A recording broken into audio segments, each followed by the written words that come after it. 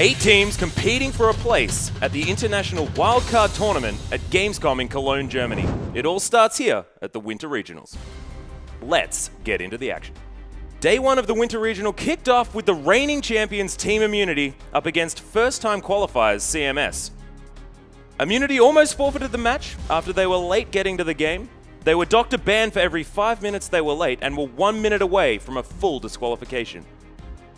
Putting that behind them though, IM were dominant from the opening bell. Spooks' Lee Sin was on target, securing first blood for Swiffer's LeBlanc and remaining aggressively present and on point throughout the game. In a quick 25-minute match using their trademark lane dominance into crisp rotations, IM put CMS to rest. However, in Game 2, it was CMS's jungler Feelings' turn for some payback, as he came out of the gate strong, claiming first blood while counter-jungling Spooks' Shaco. Shortly after, he secured yet another kill on Swiper's Tryndamere, continuing CMS's advantage. This proved to be just a momentary respite though, as Immunity roared back to crush the mid-game and re-establish their dominant stamp on the match, reminding them why their bot lane is the most feared in the region. Rosie's aggressive support style on Blitzcrank was the name of the game, as he made play after play, along with a kill steal or two, and overdrove Immunity to victory. Securing the Series 2-0, Immunity is showing they are still the team to beat in the Winter Regional. Match 2 pitted the debuting team Avant-Garde Redemption against Curse, who was shut out of a spot at the Autumn Finals by Immunity. Both teams fought tooth and nail in a back-and-forth display of force that spanned the first 25 minutes of the game. However, Ares' support Annie proved to be just too much for Avant-Garde Redemption, continuing to make play after play and help secure a win in Game 1. Game 2, however, was a different story, with Curse in the driver's seat across the board. The bot lane muscle of Aerie and Boat was just too much for Avant-Garde Redemption's Spoil and Squiggle, especially in conjunction with Colo's offensive use of teleport. In the end, however, it was Keen's Nidalee whom spearheaded them to victory, as toss after toss found their mark, just devastating the health of his victims. This victory for Curse sets up a rematch for the Autumn Regional match versus Immunity in the second round.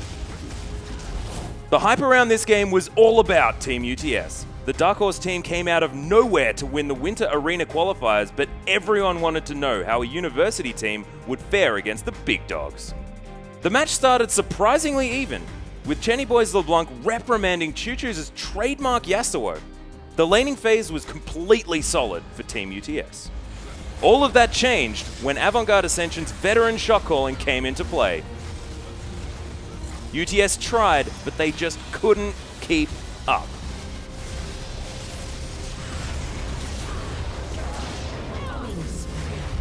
Game 2 saw Avant-Garde Ascension channeling Curse and going completely beast mode after a win.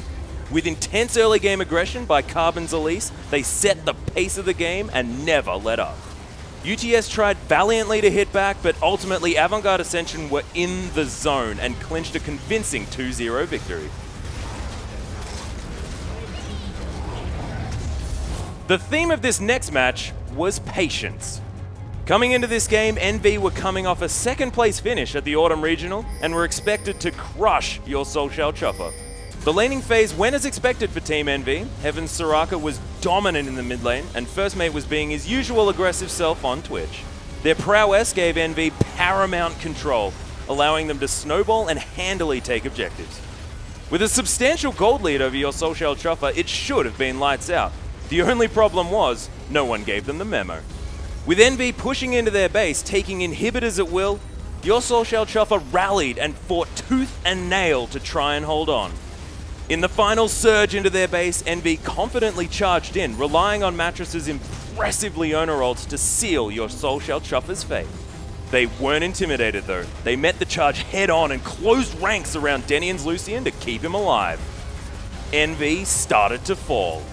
Stunned, NV tried to backpedal, but it was too late. Your Soul Shell Chopper had tasted blood and went in for the kill. With NV losing 4 members, your Soul Shell Chopper rushed down to end the game.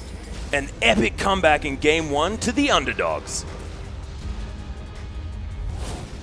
Game 2 saw a riled up NV respond with authority. They once again took a commanding lead in every lane, aggressively taking an early dragon and shoving your Soul Shell Chuffer off objectives.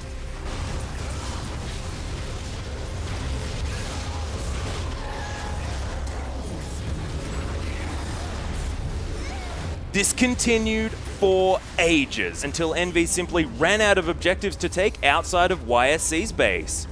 NV were wary this time, however, refusing to overcommit. YSC didn't care. With more than 70 minutes of game time, YSC still refused to surrender an inch of their base without a fight.